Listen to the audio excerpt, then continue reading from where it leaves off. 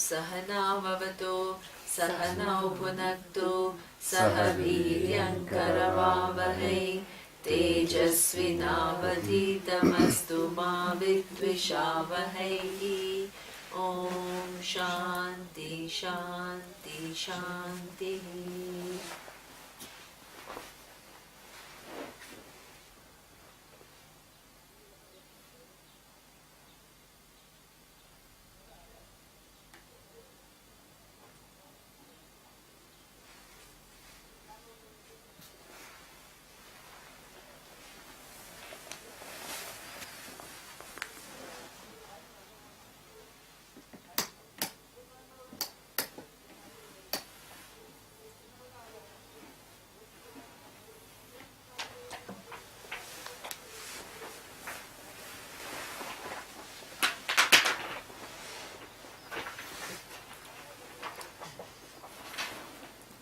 So, in the 16th chapter, last verse says, Tasmat Shastra Pramanamte Karya Akaryam Vyavastisha. With reference to what is to be done and what is not to be done, Shastra is the Pramana. Okay? So, what's the value added of Shastra? As we have seen up to now, we generally engage in the world based on our raga and dvesha. Raga is what we like and dvesha is what we dislike. Okay? So what is the value added of Shastra in that? Okay? It helps us to evolve, saying that certain the quality of your raga and dvesha can improve over a time. Okay? Now how can it improve? When you understand your position in scheme of things better. So that's why it is making us understand my position in the scheme of things better. Okay? And takes off my burdens so that I can live with more enthusiasm, more, being proactive and with a certain sense of purpose in whatever I'm doing without being bogged down by the burdens of whatever happens to my life. Okay? Then what we saw is that raga dvesha themselves have to have they have to be expressed. There is nothing wrong in expressing them, but they have to be expressed in conjunction with another framework. Okay? And that whole framework is that of dharma framework. Okay? So that dharma framework includes what? Samanya dharma. So raga I like, but if it goes, there is nothing wrong in expressing even a simple thing like my promotion or there is nothing wrong, right? But if it conflicts with dharma, in the sense that if my promotion, okay, for that, if I'm willing to manipulate situations, go to my boss and tell some wrong things about my colleague, then that is what? I'm expressing my raga, but what am I doing? I am sacrificing certain universal value. Okay? So therefore, the universal value becomes a check for me to express my raga and dvesha. Okay? So therefore, it's very important to take into consideration the samanya dharma. But in addition to samanya dharma, we saw it's complex. It's not simplistic of giving you a black and white picture. It shows you all the nuances that exist. Okay? At times the need for interpretation, the criteria for interpretation is larger good and not your personal benefit, right? Then it shows you what? That even your intervention, okay, which is in keeping with samanya dharma, but a clever intervention would also consider your swadharma. Your swadharma is what? Your placement your placement in the grand scheme of things. Your unique talents, your own skills, your resources, these are all unique to you. So therefore, you intervene in this world keeping in mind that what is something which is expected of you. Okay? We all want, it's very interesting, this Svadharma argument for Arjuna to fight. Okay, so let's say there is a very cunning king, right? What do we all want? That king to be out, right? That is our sense of dharma. If a wrong person is at the place of power, what do we want? We want that person to be out. Okay. Now, the order means what? That at some point in time, that person has to be out because the person is not following dharma. How does the order get it accomplished? The order? The order means the order of things, right? If I say the order of things, you want it to be out, right? The person to be out. How does that is what we call justice. Justice, Okay, so inbuilt in these laws are the mechanisms to get the person out. Okay, but how does the person come out? Through another individual who is empowered, right, to fight that person. Okay, so that person becomes one or more, exactly, and that person who then collects many others, right? At times you find leaders. Or many people out of whom emerge. Exactly, absolutely, right? So that means either it is just one person who then gathers the momentum like Mahatma Gandhi, okay, or you have many people coming together, but you also then have a leader, okay? Nothing gets accomplished with, there are some individuals who are endowed with that kind of a quality where they can actually accomplish certain things, whether it's one person or it is many people. Okay, so it's only getting done through people, right? So it's not that somebody will come and take the king away or whatever, right? So that means those people, it becomes what? The swakarma, because they are placed in that given situation where they have the capacity, they are given at least the potential, okay, to counter this force. Okay, so for those individuals, it becomes what? Swadharma. Becomes Swadharma because they are placed, and this is exactly what happened to Arjuna. He was placed in a position where he was able to fight Duryodhana where many others were not. Okay, so there is this whole dynamic of Swadharma working. That is something which is, and that's what you have to see. It's in alignment of dharma, because otherwise people, if they are one-dimensional about their understanding of dharma, this question when they listen to Gita keeps coming again and again and again. The totality and complexity of dharma, if you don't understand, that is, that question will not resolve. But when you understand that, then you see, my God, how true it is. Right? So this is what we call Swadharma.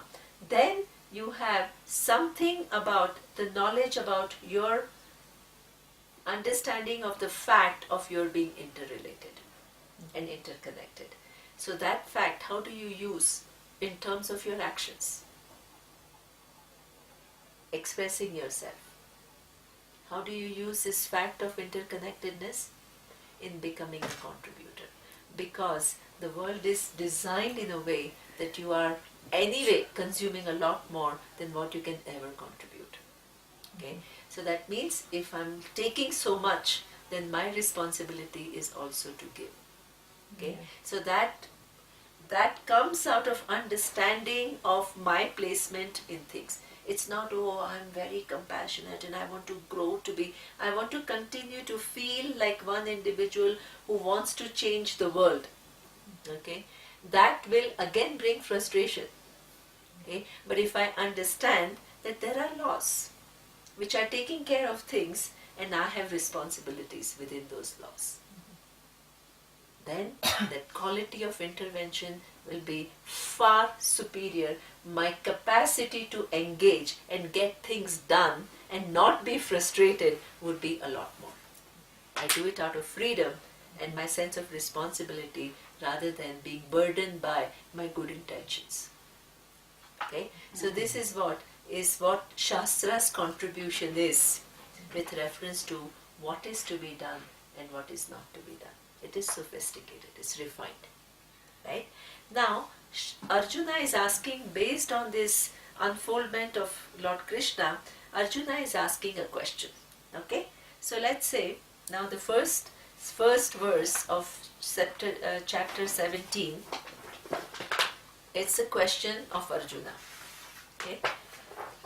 Bhagavad Gita is written in Anushtuk Chanda, Anushtuk meter, so we chant it in a certain manner.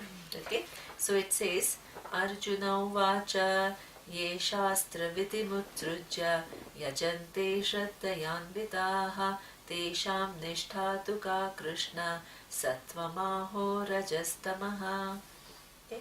In the previous verse, Arjuna had also heard 3 words. 3 words are Sattva, Rajas and Tamas. Okay? So we need to first define what is Sattva, Rajas and Tamas. Okay? What is Sattva? Pure. Yeah, exactly. Sattva means pure. What is pure? How does one understand pure? When you've gone beyond your needs, that you really see, feel the universe, the need of the universe. Untampered, uncontaminated. Exactly. Right? So pure means I have a certain clarity of thinking. Okay? I don't contaminate the situations based on my limited understanding. Okay? That means I am, it is like a mirror which is full of dust. Okay? Then what happens when you remove the dust? What we call it, it's a pure mirror. It's a clean mirror. Okay? Now the capacity of that mirror to reflect what is in front is what? You. It's good. Primarily. Because it's not covering, it's not distorting, it's not giving a partial picture. Okay? So sattva is anything, okay? And that sattva by itself manifests in many, many, many different ways. And this is what we say. Some ideas that we have, when we concretize in terms of certain actions, certain attitudes, those, then it becomes much easier for us to cultivate. Otherwise, they just remain ideas. Okay? So sattva can manifest in many ways. Okay? What are the different expressions of sattva in general? Okay? When you are intelligent, you are able to capture ideas. That is manifestation of sattva. Okay? You are compassionate and you are able to help and reach out to people that you need not do. That is what? Sattva. It's expressing in different way. Right? It's not like everybody only who's a super IQ of this, only that person is sattvic. No. Okay? But that is also sattvic, because that is that capacity of the person to engage in the world. Any scientist, the capacity to stay with a given subject matter and look at it in depth and dedicate one's own life to it, that is sattva. Certainly sattva. It's using one's intellect. Okay? Then the love that Parijat was talking about. Okay? Now, what is it? What do you think? We talk about love, and it seems like such a beautiful thing, yeah, to be able to love. But what do you think is the expression of love? What is love for humanity? How would it translate? In the form of empathy, compassion. Excellent. Okay? One thing, we have to understand what we mean by love. Okay? Because does it mean that I'll go and hug every next person that I meet? No. What does love mean? Right? We don't, there are some ideas which sound very appealing, but we don't really look into things and see what does it mean? What does it mean to be loving? Okay? As Alka says, yeah, go ahead. When I said love, I meant No. like universal force of love. Yeah, that's what my understanding. Okay, so that I don't know. That we will examine the so-called nature of the cause, right? Yeah. That we will examine. Okay, but what I'm saying is true. No, I'm not really telling you. Oh yeah, no, I'm I just just saying thought I'd throw that that in. many times. And what actually to concretize these ideas is very important, because then I can live that. Otherwise, it only remains an idea, right? So what Alka is saying, as a human being, how does my love express? My love expresses mostly in terms of compassion. Yep. Okay, what is compassion? If I ask, she answered it and she said empathy. Okay, empathy is something that we don't cultivate. It's given to human beings. Okay, a human heart is such that it is given the capacity to pick up the pain of somebody else. When you see a child crying, okay, when I had recently gone to a homeopath, because before I come to this high altitude I want to take some homeopathy medicine. So she was asking that, do you cry? And I said, when I watch a movie, I really cry. So she says, so why you take the movie to be real? I said, no, I don't take it to be real, but it produces a certain sensation when I look at different people going through different situations. I empathize, right? And then it produces a certain sadness, right? So this is exactly, in real life, that's what happens. You see people in front of you suffering, okay, and you can't be indifferent to it, okay? You empathize. Okay? But if empathy is something which is an emotion given to everyone, everybody should act based on their empathy and try to help others. But does everybody do that? No. So what is compassion? What is compassion is that empathy which is given to all of us is expressed without inhibition. Okay? So what happens, right? Generally, let's say when somebody comes to me and asks for help, okay, and many times, when you are in India, everybody is in need of money. Okay, so they all come and ask for some financial help. Okay, now what happens? Generally, you understand that really they need money. Okay, it's not that they are all coming and cheating or anything like that. Okay. So at times they could be, but at most of the time really it comes out of certain need from them. When the drivers come and when the maids come and when all the other people, they are just basically poor people, right? They don't have financial means. What happens generally? Do we all give to everyone? No. Right? Why? Because at times we ourselves have a limited budget, right? So that means that we empathize. At times we empathize, we understand their situation, but at times there is inability on our part to actually give all the help that we are asked to give, right? But what is compassion? Generally what happens is when somebody comes, okay, you already somehow start with a preconceived notion. If you do that, okay, what is your thing? You have to deal with the person in front of you. So you say, but if I give to this one, then I need to give to everyone. I don't have enough money, so then I should not give. Okay, and then while the person is talking about why the person needs money, you're already constructing an answer about what to tell so that politely you refuse the help. Okay, that means what? You feel empathy, but then you have created the reason, right, to not act based on this empathy. Okay, what is compassion? That situation has come in front of you. There is no rule that you have to help everyone. Okay, but that situation, that person is in front of you, you have to give your full, at least listening to that person, attention to that person, at least that much. You listen to the person, you look into the eyes of the person without wanting to come up with the answers. Okay, listen to the person, try to see where the person is coming from. Okay, and there is no such thing that because you assess every situation afresh, depending upon the need of that given time and that given place. Okay, based on your assessment, which could be then I can give a little, I can't give at all, or I can give everything. Who knows? Every situation is different. We tend to generalize, and we create rules about our interventions based on a certain our own understanding of things, which has got nothing to do with situation that is presenting in front of us. Okay?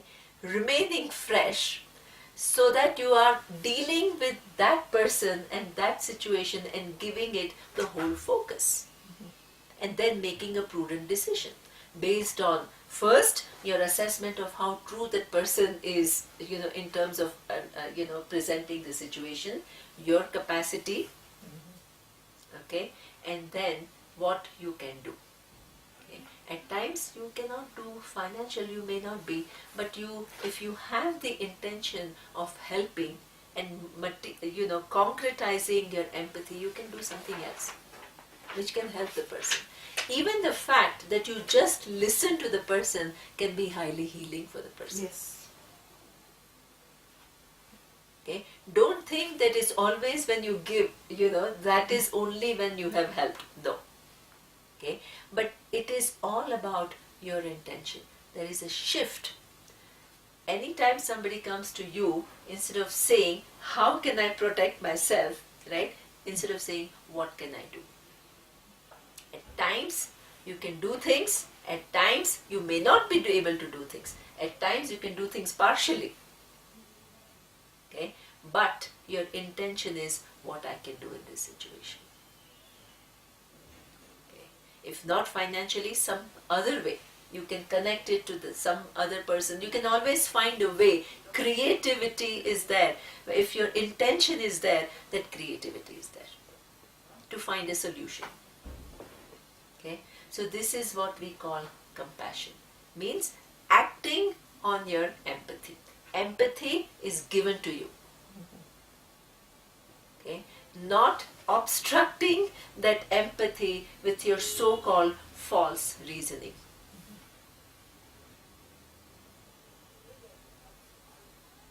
Okay? And when you do that, you become a loving person because you respect the person. Whoever, whatever, you begin to see that person in a certain light where you understand the person. Okay? This is how you cultivate to be this loving and compassionate person. So that is another expression of your being sattvic. It's pure, right? What does it mean? Your purity in terms of your intellect, your capacity to understand things. It manifests in your being compassionate. It manifests in your being acting on your empathy. Okay? It also manifests in, other skills.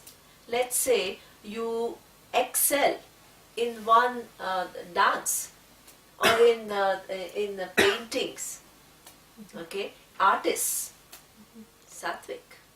Dedicated whole life to what? This creativity, the creative expression.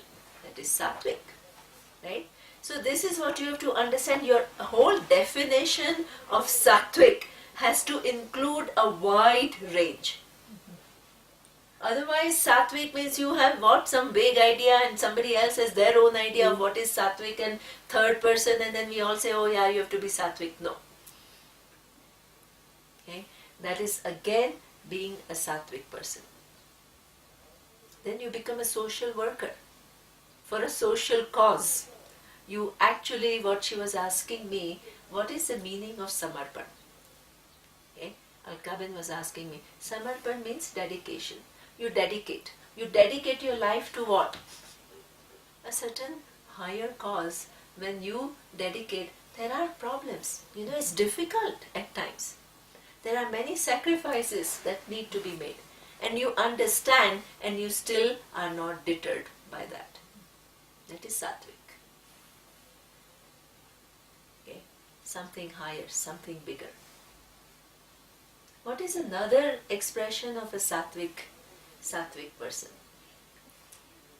I notice people who work in India, like the people who work for my grandfather. One guy, he's left his family to come work in houses in that building. He works in 7 or 8 houses, 15 hours a day, and he gets a few hours at night, but he sleeps at 11:30 and gets up at 5:30, 7 days a week. He has one son and one wife back home, and he just, and there's never a sense of complaint. He won't, he won't let other people do the work for him. All the 3 people who come and work for him have that particular attitude. There's no resentment. Excellent. Okay. So we think that the But sattvic there may people, be some sadness. I'll throw that out there. yeah, but there is some sense. It's amazing. We think that sattvic people are all these, this very, very accomplished people and all. So you can be very simple person, right? And then you can still be very sattvic, okay? Because you have what? That sense of your swadharma, right? He has a sense of duty that he does, right? And he does it.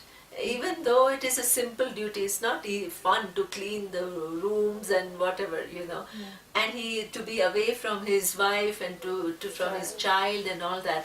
Imagine we would all be all the time, complaining and saying what is this and all. But there is a certain sense of contentment. At times there can be, the emotions are there, but there is certain equilibrium, and that is again an expression of sattvic. It's true. In simple things you can see being a sattvic. It means it's beautiful. Okay, there is a range of expression. Okay. Being a doctor, okay, I was staying in one place in India, in Mumbai. That he's a very famous doctor in Mumbai, and I heard from many people that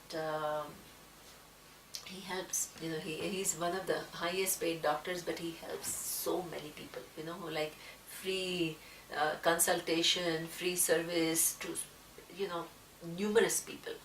So I told him, I said, it's amazing how many people told me that, even though he's one of the top in his profession, he's helping lots and lots of people. Okay, and you know what his answer to me was? His answer to me was, anybody who's a doctor in India and sees so much need around will do the same. That is an evolved person. Okay. He acknowledged that he helps. He's not, no, it's nothing. No. He says, I did it. But what's the big deal? Okay, if you're a sensitive person, if you're privileged, and you are in a position to help others, why not? That is a sattvic. That is the expression of a sattvic individual. Okay, so you have lots and lots of different expression of a sattvic person. Okay, now in this chapter he will even give further explanation of who the sattvic person is. So that means that the idea of if I want to become a sattvic person, I know what exactly I have to work on. Right? Again, it's not a prescriptive. Right? It's not like you should do this, you should not do this. This is how, when you are an evolved person, this is how, these are the sensitivities that one would have. Okay? And in some areas we have sensitivities, in some areas we may not have sensitivities. Okay? So when all these things are mentioned, what happens? You begin to cultivate sensitivities in area that you don't have. It gives you the range to work for. Okay? It is not condemning, it's not to looking at somebody, now is he sattvic or is he rajasic? It's not for labeling others. It's for your own growth. It's for your own understanding of how I need to interact and what are the areas which test my level of interaction with the world. Okay, so that is what we call sattva. The second is what we call rajas. Who is a rajasic person? one who enjoys power and he takes a lot of pride in what she or he does. Okay. A rajasic person is basically, it can, rajas is a quality. Okay. Rajas is a quality which makes you somebody who wants to go for things. Right? So that means you have a drive, you have an ambition which makes you move forward, accomplish things, which requires a lot of effort, activity. Right? So this is what we call rajas. Ravan be a rajas? Now, rajas, 1 minute, we are not talking about labeling people, as I said, we are just saying about the qualities that exist, right? In fact, we will, the vision of Gita is all of us have all three. Okay? We are sattvic, rajasic and tamasic, and a little bit of each is actually required. Okay? Even a sattvic person, right? If in order to accomplish things, I want to benefit humanity, I require a lot of effort. Yeah. So I need to be that rajasic person. If I am sattvic predominantly, I need that ambition and drive to accomplish things. So I should not label it as something which is bad or it is something, this is how things are. Okay? Even to concretize my sattvicness, I need rajas backing me. Right. Okay? But if I'm predominantly rajasic and my sattva is following that, then I'm different. But if I'm basically sattvic and I'm using my rajasic qualities to support it, perfect.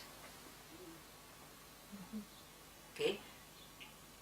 And at times, so yeah. So if in these qualities, like you said, you have a positive notion of rajas, which is motivation and Yes. impetus. Do all of them have negative side? Like this Yeah, sattvic exactly. have a So the negative thing is, the rajas, for example, if my ambition is so much, right, for getting certain side? things. No, but does sattvic have a negative side? Sattva. Sorry? Does sattva have? Does sattva have negative side? The sattva doesn't really have a negative side to it, but nobody is pure sattva. Okay? The whole combination is that we human beings are combination of all three: sattva, rajas and tamas. So what is my attempt? My attempt is what? To cultivate my sattvic tendencies, to see where I'm not really engaging with my full awareness, and to become the person who engages with a certain understanding of things. So work on those areas so you become sattvic in wide range of things. Okay, use my rajasic the qualities and channel them in a way that I can actually accomplish more. I can utilize my sattvic qualities more. So cultivate sattvic qualities, channel my rajasic qualities, and what is basically tamas?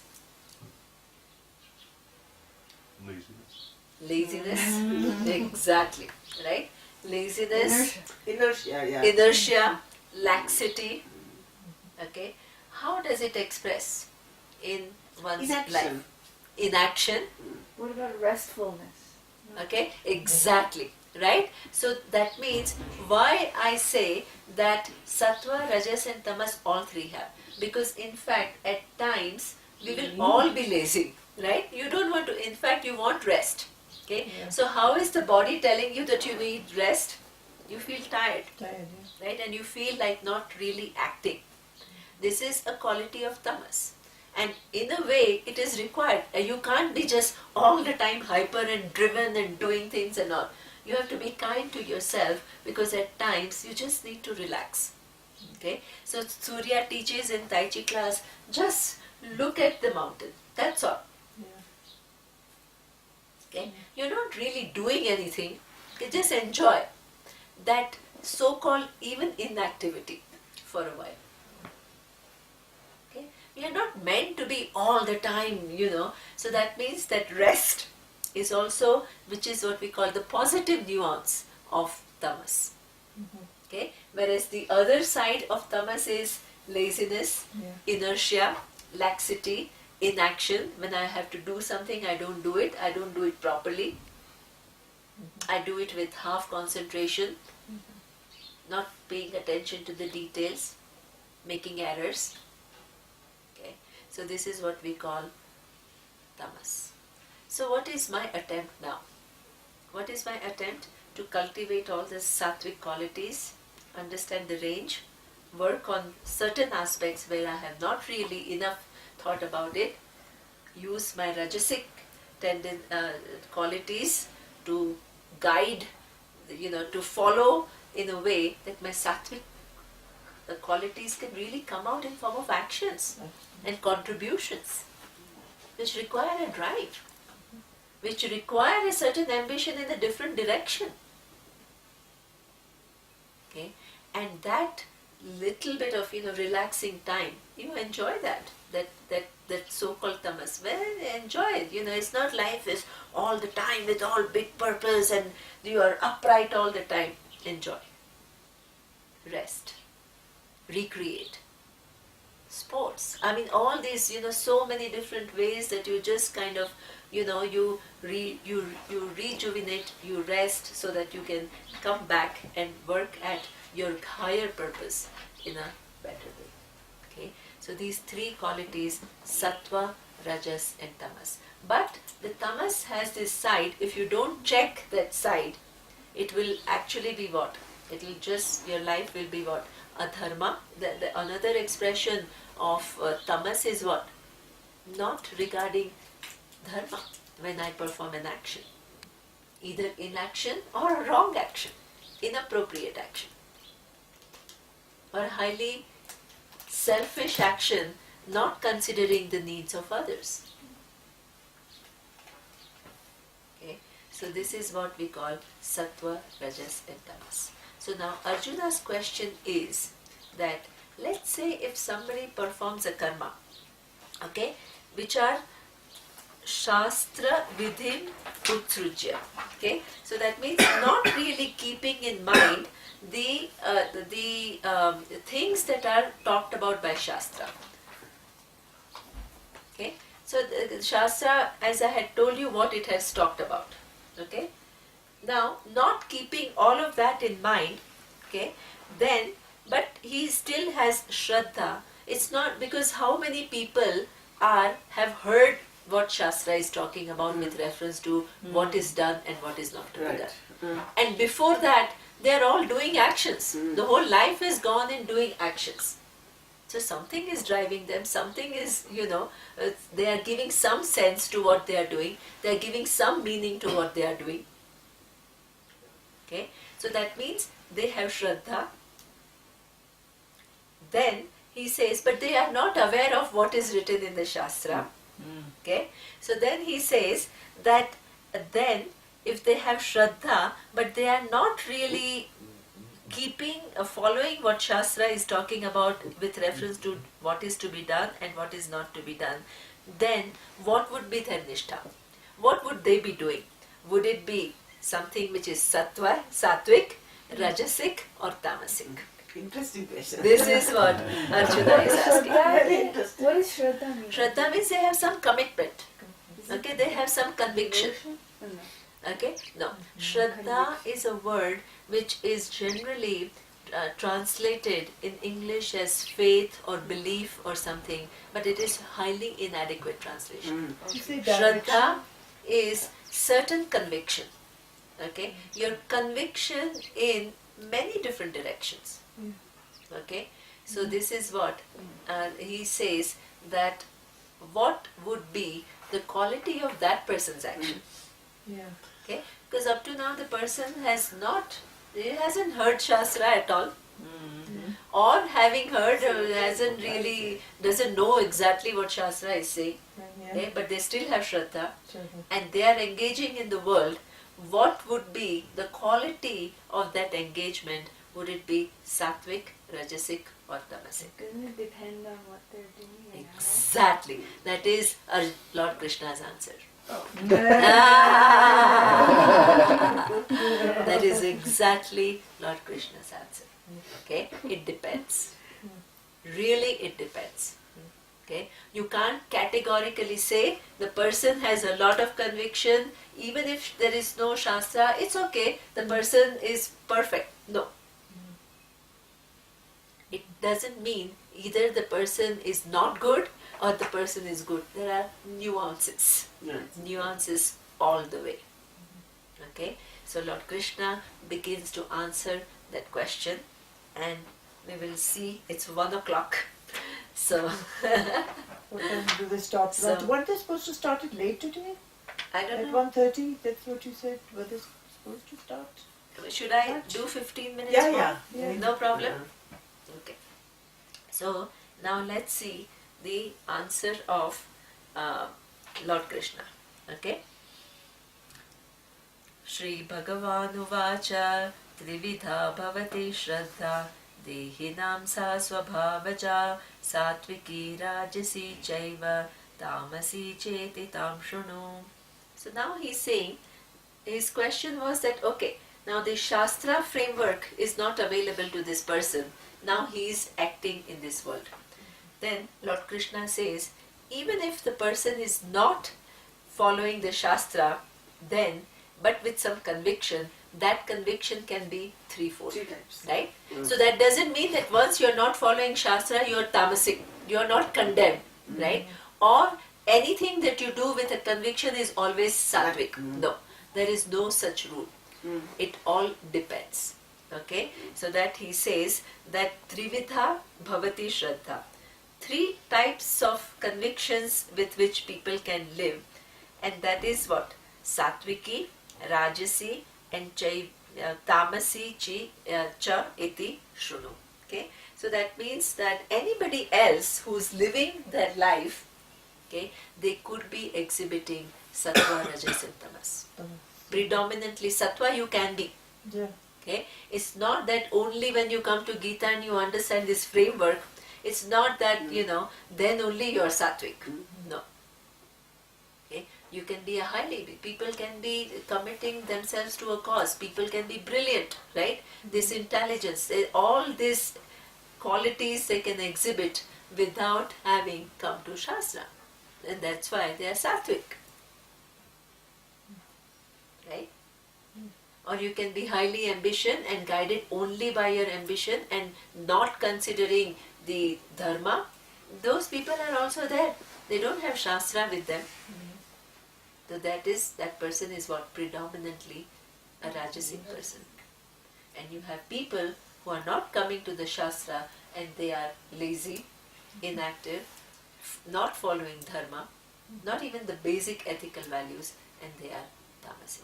So that means the categorization is, Shastra can give you a broader framework to make better decision by making you see the range. Okay? But even without that, you can be a predominantly a sattvic person. Very important. Even without that framework, which is actually a complete framework, which makes you see your role from a very complete standpoint, even without that framework, you still can be any of the 3. Sattvic, Rajasic, and Tamasic.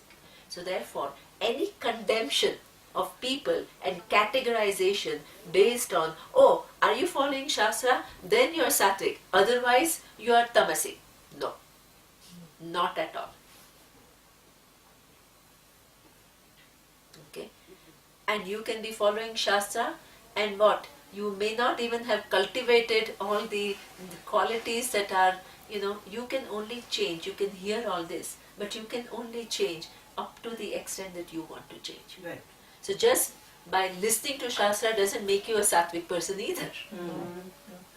You have to understand these nuances. If you don't, you will categorize and you will make these black and white categories which don't correspond to the realities at all. Okay? A person who has listened to Shastra can be predominantly either a tamasic person or a rajasic person or a sattvic person. A person who has not listened to Shastra can also be a sattvic, rajasic or tamasic person. Okay? The attempt is to use whatever is available to you to cultivate that sattvic qualities. Whatever is useful to you, you use that. Because in that is your growth. In that is your... Yeah, in that is you evolve as a human being. You use your buddhi to the best extent possible, okay, to understand the world in the best possible manner so that you can intervene in the most intelligent manner. Okay? So this is Lord Krishna's answer. As what she says, it depends. You can't categorically say that the person has not listened to Shastra, therefore it will be only one way. No. Right? Then he goes and explains it further by saying, Sattva nurupa sarvasya Shraddha bhavati bharata Shraddha yayoyam purushaha Yat shraddhasya eva saha. He says that in fact everybody lives one's life in keeping with one's Shraddha. Okay? So the person is as good as what the person has Shraddha in. Okay? So Shraddha, as I said, is not belief, it's a value system. Yeah, that's explains it. That is a much better explanation of what, it's a better translation of the word Shraddha. Okay? The whole value system. The value system includes range of things. Again, you need to categorize it so that you need these ideas, which is value system, which is a general word, is decoded into certain categories so that you begin to see your level of interaction. Okay, so he says that you are as good as a certain conviction and certain vision that you hold about yourself and about the world. And your engagement with the world is going to be in keeping with the quality of convictions that you have. Yeah.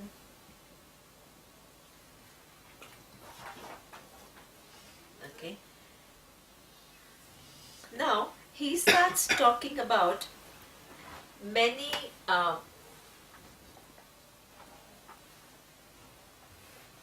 different aspects to give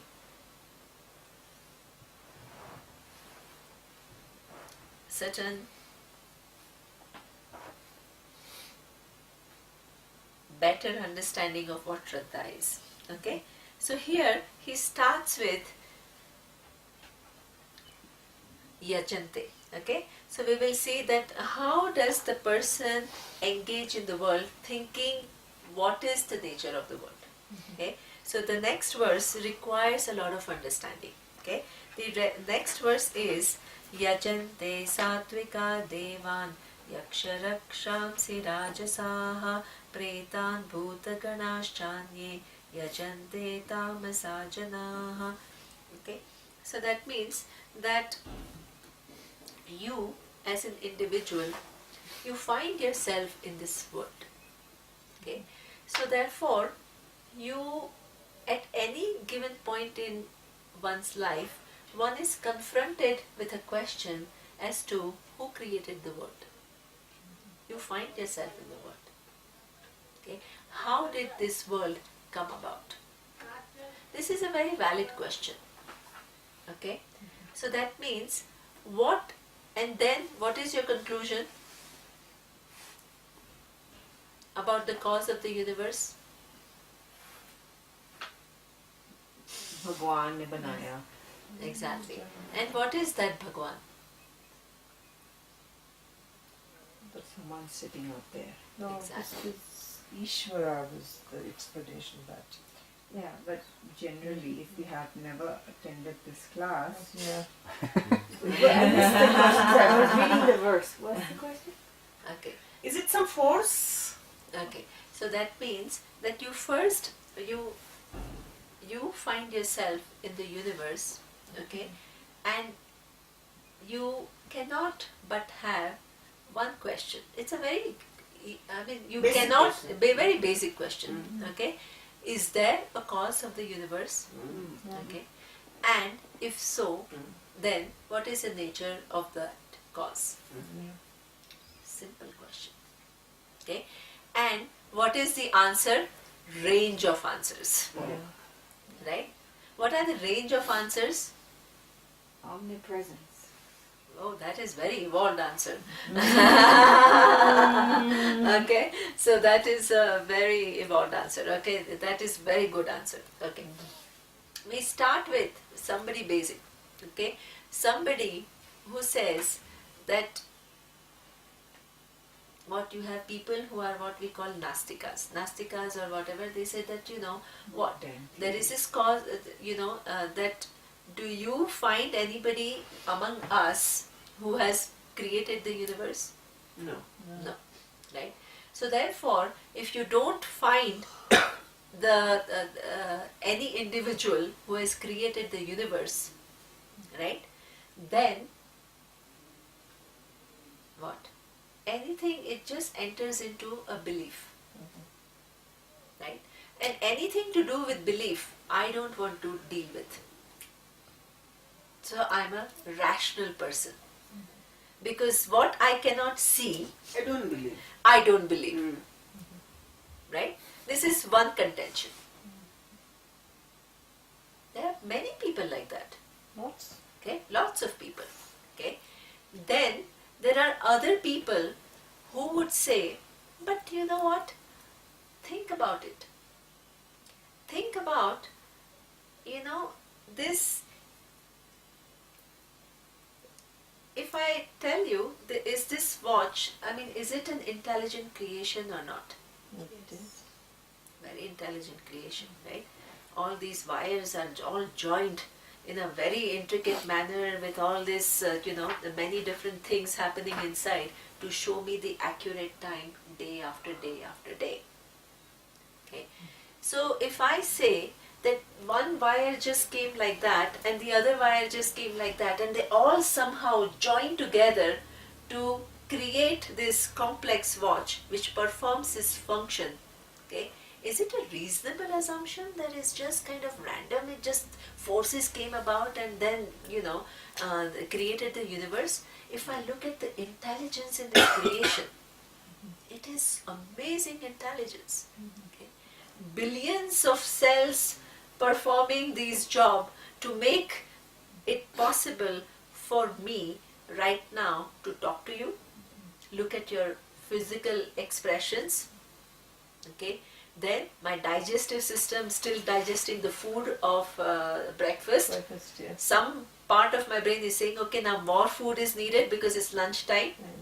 Okay, all this simultaneously happening in perfect coordination. The level of intelligence is mind-boggling. Okay, within that, just one little organ. You are doctors, right? How many years of medical school you go to study human body? How many years are required? At least 4. At least 4. Still Within don't know the it. 4, do you know the entirety of the body? No. No, exactly. But what? You can intervene smartly. You know enough to intervene smartly to kind of fix it to a certain extent. Okay? But all that goes in to make the body and to make it all work with a certain range, human range, different range. Okay? That means the eyes are programmed in a way that you can see a certain range of things. If you look at the cow's eyes, they are programmed differently. Don't think that they see the universe as you do. At a different frequency, you see the universe in a different way altogether. Okay? So that means that whole thing is put together with amazing coordination, amazing networking of many different things which have to come together for us all to have a certain common experience and then within that some unique experiences. that level of coming together, compared to that, what is his watch? Simple. Okay. So, in this case, I cannot believe that there is no maker. Okay. Then in that grand, precise precision with which the whole universe is working, how can I say that there is no cause? There are some people who think like that. Okay. So that means they say, no, there must be a cause of the universe. But then they'll say, okay, now show me the cause of the universe. I said, no, but I can't see the cause of the universe. I only see individuals, I see mountains, I see rivers. I don't see the cause of the universe. So then, what do? As Meera says, they construe that there is some other place. Okay? They give a place. They designate a place to this cause of the universe because it's not available here, but they've used some reasoning to say that there must be a cause. Then they say that creator sitting there, okay, created the universe. Okay, so that is another answer that one can give to this question: is there a universe or not? Is there a cause of the universe or not? Now there is a third answer, which is what I don't know what Parijat had in mind, but this is there is omnipresence. That's a different understanding. I don't know I don't know what you understand by that, but this is what Gita says. Okay. Okay. An omnipresent intelligence. Exactly. Governing. Absolutely. That is our understanding of what is Ishvara, Isha. Okay. That intelligence, you see mountains, but actually, if you know a little bit of quantum physics, what are these mountains? Energy. Huh? Energy. Yeah, they're just energy. There's all these atoms and particles which are like so tiny little things which are just not even tangible objects anymore, roaming around, right? And at the same time, it all appears to be a solid mountain. It doesn't appear to be just, if you go at a quantum level, then it's all mostly space. Yes. And then all these particles just roaming around like crazy, right? But within that, they combine in a way that it becomes a very stable, solid mountain, which can take me years of trekking or days of trekking to go from one place to the other.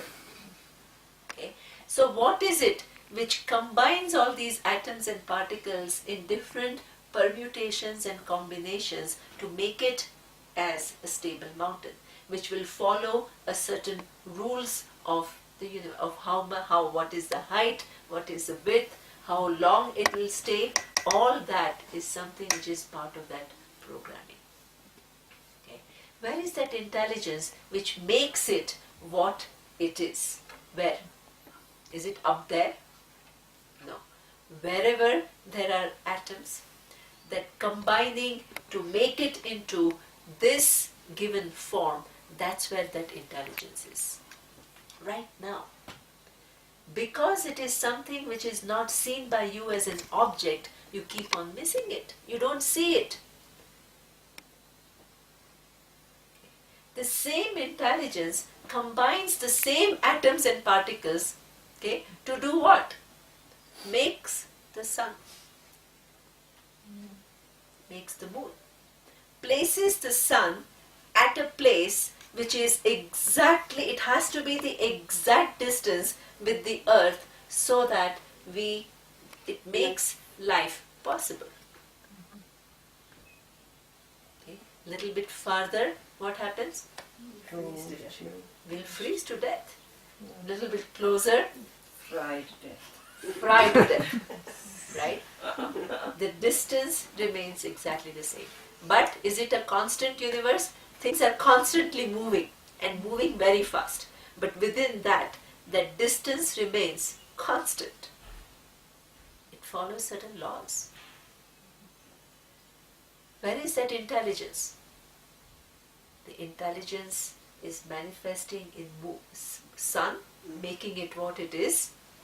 The intelligence is manifest in the earth, making it what it is. The intelligence is also manifest what? In that which decides the distance in a way that earth and sun don't collide. It is omnipresent. Okay? That is our concept of Ishvara, Isha. Okay? All present intelligence which makes every object what it is, gives it a different range. Within that range makes all the different experiences possible. The experiences that are given create a certain sensation, emotions, all that possible. Neurons tick in a way that when data is given by the eyes to the brain will make sense of it and will create emotions, it will create some meaning, it will create you'll use your memory to give the added meaning. The whole thing is nothing but manifestation of one intelligence, all intelligence.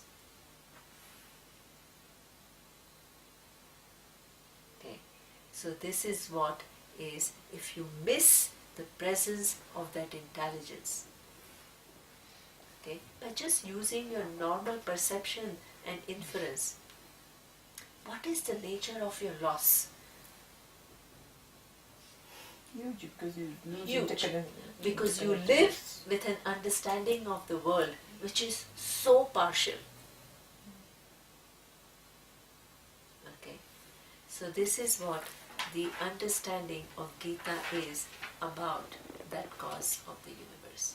The cause of the universe is present here and now, in and through everything. Okay, all intelligence, we give it a name, what? Omnipresence. No, we give it omniscient. Omniscient is a name which means all intelligence. Okay? You're connecting to the presence of that intelligence is something which is what we call your connection with the cause of the universe. That connection is something which is always there. Whether you recognize it in your own understanding or not, there is the sun, that intelligence is what is making the sun what it is. It is nourishing you, whether you recognize the presence of that intelligence or not. Your body is all the time getting nourished by not only the sun, but the sun produces rains, makes the vegetation. It is constantly benefiting. You cannot be away from that relationship. You can never be away from your connection to the cause of the universe. It is in and through everything. When you're eating, you're connected. When you're sleeping, you're connected. When you're acting, you're connected. Try to be away from that connection. Show me one action where you are not connected to the cause of the universe. There is no action.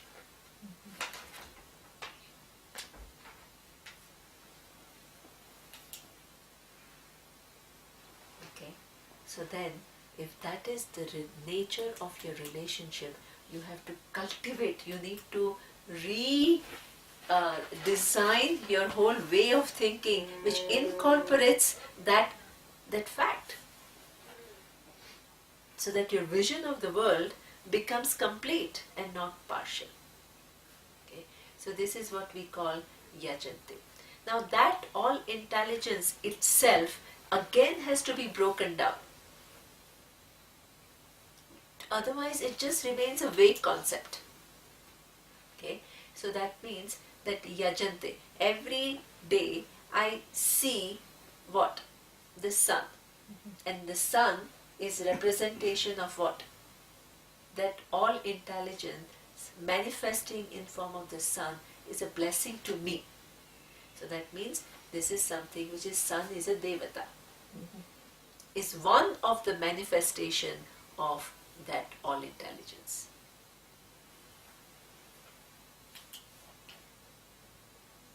So every day I don't just take the sun for granted. I do what? Pranam. Pranam. I bring its contribution to my life in my own understanding. I don't just, not take it for granted. I become alive. I live on Juhu Beach, and in Mumbai, and it's amazing when I go for a walk in the morning. How many people? It's amazing. While they are walking, they stop and they do this. It is incredible. I don't know how much they understand, how much they don't understand, but that comes naturally to them. And I've not seen, maybe others do it, I don't know, but I've not seen it. I've lived in Thailand, there are beautiful beaches. I have not seen anybody anywhere just doing this namaskara to this sun or water. Is it because they connect it as Surya Devta? Exactly, it is a devata. So that means the sun is not just this globe, it's not just a star, it's not a planet. It is what? It's a devata. What is a devata? It is one of the manifestation of that all intelligence. This is what we call devata. So yajante satvika devataha. Many, many, many principles. Water, we don't just call it water, H2O. For us it is Varuna Devata. Everything is seen as Devata, manifestation of that all intelligence. This is what is there in the culture. We inherit the culture which sees Devatas, expression of that all intelligence, which is a blessing to me at every given point in time. Different aspects, different blessings, performing different functions for me. Agni, Devata. Agni is not just this fire, it's Devata. Manifestation of that all intelligence. What does it do for me? Allows me to cook my food. Exactly. Allows Keeps me me to cook warm. my food, keeps me warm. It is all just Life. manifestation. You don't just take it all for granted. Okay. So we will look further into this verse because I think it's quite late now. It's almost 1:30, so I have to stop. But here he says the sattvikas. What is sattvika person? Who is alive to what is and not taking things for granted. Okay, your sensitivities are heightened. Okay, and you don't forget to see the contribution of forces for making your life possible, and you acknowledge it. Okay, yajante sattvikaha devataha. Okay, what do Rajasic people do? We will see next time. Om Purnamadav Purnamidam Purnat Purnamudachyate Purnasya Purnamadaya Purnameva Vashishyate. Om Shanti Shanti Shanti. Om Shri Gurubhyo Namaha. Hari Om.